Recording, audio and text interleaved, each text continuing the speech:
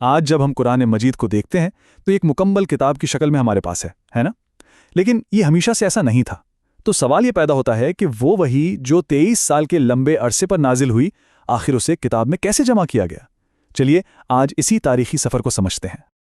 اور یہی وہ سوال ہے جو اس پوری گفتگو کا مرکز ہے۔ دیکھیے، یہ صرف ایک کتاب کو ادھر ادھر سے جمع کر کے ترتیب دینے کی کہانی نہیں ہے، نہیں، یہ اس بات کو یقینی بنانے کی ایک غیر معمولی داستان ہے کہ اللہ کا پیغام بالکل اپنی اصلی شکل میں ہمیشہ کے لیے محفوظ ہو جائے، اور اس کے پیچھے جو کوششیں ہیں وہ واقعی حیران کن ہیں۔ تو اس سفر میں ہم کہاں سے گزریں گے؟ سب سے پہلے ہم دیکھیں گے کہ وحی کا نزول اور اس کی حفاظت کیسے شروع ہوئی۔ پھر ہم جانیں گے کہ پہلی بار اسے جمع کرنے کی ضرورت کیوں پیش آئی۔ اس کے بعد حضرت ابو بکر رضی اللہ تعالی عنہ کے دور میں جو پہلا مصحف تیار ہوا اس کی بات کریں گے۔ پھر دیکھیں گے کہ مختلف قراتوں کا مسئلہ کیسے کھڑا ہوا، اور آخر میں حضرت عثمان رضی اللہ تعالی عنہ کی تدوین کو سمجھیں گے جس نے آج کی کتاب کو حتمی شکل دی۔ اور ہاں، آخر میں یہ بھی دیکھیں گے کہ اس سب کی اتنی اہمیت کیوں ہے۔ اچھا، تو سب سے پہلے بات کرتے ہیں نزول وحی اور اس کے تحفظ کی۔ ایک بات ذہن میں رکھنا بہت ضروری ہے کہ قرآن کو محفوظ کرنے کا کام وحی کے پہلے دن سے ہی شروع ہو گیا تھا۔ یہ کوئی بعد میں سوچا سمجھا منصوبہ نہیں تھا، بلکہ یہ عمل ساتھ ساتھ چل رہا تھا۔ اور اس حفاظت کی پہلی اور سب سے مضبوط کڑی کون تھے؟ حفاظ، یعنی وہ صحابہ کرام جنہوں نے قرآن کو اپنے سینوں میں محفوظ کیا۔ جیسے ہی کوئی آیت نازل ہوتی وہ اسے فوراً یاد کر لیتے۔ ہمیں یہ سمجھنا ہوگا کہ اس دور میں یادداشت ہی سب سے بڑی ہارڈ ڈرائیو تھی۔ علم کو محفوظ رکھنے کا یہ سب سے مستند اور بنیادی طریقہ تھا۔ لیکن بات صرف یادداشت تک محدود نہیں تھی۔ حفظ کے ساتھ ساتھ ایک اور بہت اہم کام ہو رہا تھا، تحریر کا۔ جو بھی آیت نازل ہوتی اسے فوراً لکھ بھی لیا جاتا تھا۔ اب اس زمانے میں کاغذ تو تھا نہیں، تو جو بھی چیز میسر آتی، چاہے وہ کھجور کے پتے ہوں، پتھر کی ہموار سلیں ہوں یا جانوروں کے شانے کی ہڈیاں، اسی پر وحی کو قلم بند کر لیا جاتا۔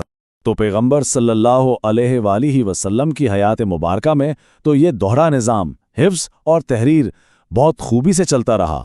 لیکن آپ صلی اللہ علیہ وآلہ وسلم کے وصال کے بعد ایک ایسا بحران پیدا ہوا، ایک ایسا واقعہ پیش آیا جس نے سب کو ہلا کے رکھ دیا، اور پہلی بار قرآن کو ایک جگہ جمع کرنے کی فوری ضرورت کا احساس دلایا۔ آئیے ذرا ٹائم لائن کو دیکھتے ہیں۔ 632 عیسوی میں پیغمبر صلی اللہ علیہ وآلہ وسلم اس دنیا سے پردہ فرما گئے۔ اس کے فوراً بعد مسلمانوں کو جنگ یمامہ کا سامنا کرنا پڑا، اور یہی وہ جنگ تھی جس کے تباہ کن نتائج نے 633 عیسوی تک اس بات پر مجبور کر دیا کہ اب قرآن کو ایک جگہ جمع کرنے میں دیر نہیں کرنی چاہیے۔ تو جنگ یمامہ میں ہوا کیا؟ اس جنگ میں تقریباً 70 حفاظ شہید ہو گئے۔ اب یہ صرف 70 جانوں کا نقصان نہیں تھا، یہ 70 چلتے پھرتے قرآن تھے جو دنیا سے چلے گئے۔ پہلی بار یہ حقیقی خطرہ سامنے آیا کہ اگر حفاظ اسی طرح شہید ہوتے رہے تو شاید قرآن کا کچھ حصہ ہم تک پہنچ ہی نہ پائے۔ اس خطرے کو سب سے پہلے کس نے محسوس کیا؟ حضرت عمر بن خطاب رضی اللہ تعالیٰ عنہ نے۔ انہوں نے خلیفہ ابو بکر صدیق رضی اللہ تعالیٰ عنہ کے پاس جا کر کہا کہ مجھے ڈر ہے کہ اگر قرآن کے حافظ اسی طرح جنگوں میں شہید ہوتے رہے تو قرآن کا ایک بڑا حصہ ضائع ہو جائے گا۔ میری رائے ہے کہ آپ فوراً قرآن کو جمع کرنے کا حکم دیں۔ یہ حضرت عمر رضی اللہ تعالیٰ عنہ کی دور اندیشی تھی جس نے تاریخ کا رخ موڑ دیا۔ اور اسی کے ساتھ تاریخ کے سب سے اہم منصوبوں میں سے ایک کا آغاز ہوا۔ حضرت ابو بکر رضی اللہ عنہ نے حضرت عمر رضی اللہ عنہ کی تجویز کو قبول کیا اور قرآن کی پہلی باقاعدہ تدوین یعنی اسے جمع کرنے کے عظیم کام کا بیڑا اٹھایا۔ اب سوال یہ تھا کہ یہ ذمہ داری کسے سونپی جائے۔ اس کے لیے انتخاب ہوا حضرت زید بن ثابت رضی اللہ تعالیٰ عنہ کا، اور یہ انتخاب بہترین تھا۔ کیونکہ وہ نہ صرف خود ایک حافظ قرآن تھے بلکہ وہ پیغمبر صلی اللہ علیہ وسلم کے لیے وہی لکھا بھی کرتے تھے، یعنی ان میں دونوں صلاحیتیں موجود تھیں۔ ذرا سوچئے، یہ کتنی بڑی ذمہ داری تھی جو ایک نوجوان صحابی کے کندھوں پر ڈالی گئی تھی۔ حضرت زید نے جو طریقہ اپنایا وہ بے انتہا محتاط اور سخت تھا۔ اس کے 3 درجے تھے۔ پہلا، وہ اپنی یادداشت پر بھروسہ کرتے کیونکہ وہ خود حافظ تھے۔ دوسرا، وہ اس آیت کو صحابہ کے پاس موجود تحریری شکل سے ملاتے۔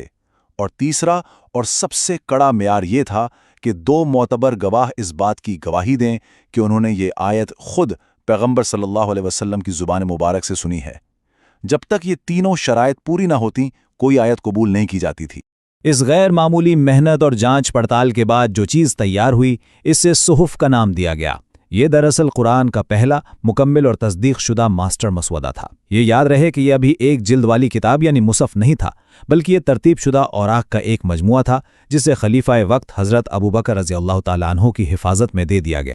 اچھا جی، تو پہلا مرحلہ تو مکمل ہوا، قرآن ایک جگہ جمع ہو گیا، لیکن کہانی یہاں ختم نہیں ہوئی۔ کئی سال گزر گئے، اسلام دور دور تک پھیل گیا، اور اسی پھیلاؤ کے ساتھ ایک بالکل نئی قسم کا چیلنج سامنے آیا۔ مسئلہ کیا تھا؟ مسئلہ تھا لہجوں کا اختلاف۔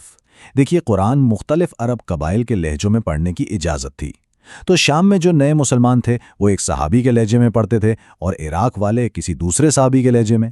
اب تکنیکی طور پر دونوں ہی ٹھیک تھے، لیکن جو نئے لوگ تھے جنہیں اس کی گہرائی کا علم نہیں تھا، وہ اپنے لہجے کو ہی واحد صحیح لہجہ سمجھنے لگے اور اس پر جھگڑے شروع ہو گئے، یہاں تک کہ نوبت ایک دوسرے کو غلط کہنے تک پہنچ گئی۔ یہ امت کے اتحاد کے لیے ایک بہت بڑا خطرہ تھا۔ اس سنگین صورتحال کو دیکھتے ہوئے تیسرے خلیفہ حضرت عثمان غنی رضی اللہ نے محسوس کیا کہ اگر اس فتنے کو ابھی نہ روکا گیا تو یہ امت میں تفرقہ ڈال دے گا۔ چنانچہ انہوں نے ایک حتمی اور فیصلہ کن قدم اٹھانے کا فیصلہ کیا تاکہ اس مسئلے کو جڑ سے اکھاڑ دیا جائے۔ حضرت عثمان نے کیا کیا؟ انہوں نے ایک بار پھر حضرت زید بن ثابت رضی اللہ تعالیٰ عنہ کی خدمات حاصل کیں اور ان کی سربراہی میں کمیٹی تشکیل دی، لیکن اس بار کام مختلف تھا۔ اس بار مقصد قرآن کو جمع کرنا نہیں تھا، کیونکہ وہ تو پہلے ہی حضرت ابوبکر رضی اللہ تعالیٰ عنہ کے دور کے صحف کی شکل میں موجود تھا۔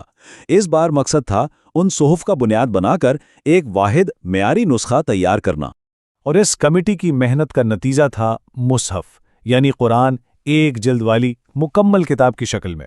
اس مصحف کو قریش کے لہجے پر تیار کیا گیا، کیونکہ یہی وہ بنیادی لہجہ تھا جس میں قرآن نازل ہوا تھا۔ پھر اس ماسٹر کاپی کی کئی نقول تیار کی گئی۔ اس کے بعد جو قدم اٹھایا گیا وہ بہت بڑا اور جرأت مندانہ تھا۔ حضرت عثمان رضی اللہ تعالیٰ عنہ نے یہ تیار شدہ مصحف کی نقول اسلامی سلطنت کے تمام بڑے شہروں میں بھجوا دیں، اور ساتھ ہی یہ حکم جاری کیا کہ ان سرکاری نسخوں کے علاوہ لوگوں کے پاس جو بھی ذاتی نسخے یا اوراق ہیں انہیں تلف کر دیا جائے۔ یہ فیصلہ شاید کچھ لوگوں کو سخت لگا ہو، لیکن اس کا مقصد بالکل واضح تھا، امت کو ایک ہی قرآن پر ہمیشہ کے لیے متحد کرنا اور ہر قسم کے اختلاف کا دروازہ بند کرنا۔ تو اب ہم اس سفر کے اختتام پر ہیں۔ سوال یہ ہے کہ یہ جو دو مراحل میں تدوین کا کام ہوا، حضرت ابوبکر رضی اللہ تعالیٰ عنہ اور پھر حضرت عثمان رضی اللہ تعالیٰ عنہ کے دور میں، اس کی اصل اہمیت کیا ہے؟ اس کی میراث کیا ہے؟ اس محتاط اور منظم عمل کی میراث واقعی بہت گہری ہے۔ سب سے پہلے اس نے قرآن کے متن کو بالکل اس کی اصل شکل میں ہمیشہ کے لیے محفوظ کر دیا۔ دوسرا، اس نے دنیا بھر کے مسلمانوں کو ایک ہی معیاری کتاب پر اکٹھا کر دیا جس سے امت کا اتحاد مضبوط ہوا۔ تیسرا، اس نے لہجوں کے فرق سے جو الجھن اور جھگڑے پیدا ہو رہے تھے ان کا خاتمہ کر دیا۔ اور چوتھا، اس نے آنے والی تمام نسلوں کے لیے ایک مستند اور حتمی حوالہ فراہم کر دیا جس پر آج تک کوئی شک نہیں کر سکا۔ اور آخر میں ایک سوال جو سوچنے پر مجبور کرتا ہے، جس غیر معمولی محنت، احتیاط اور دور اندیشی سے اس مقدس متن کو محفوظ کیا گیا، کیا آج کے دور میں جب معلومات کا سیلاب ہے، ہم اس تاریخی عمل سے بنیادی اور اہم علم کی حفاظت کی اہمیت کے بارے میں کوئی سبق سیکھ سکتے ہیں؟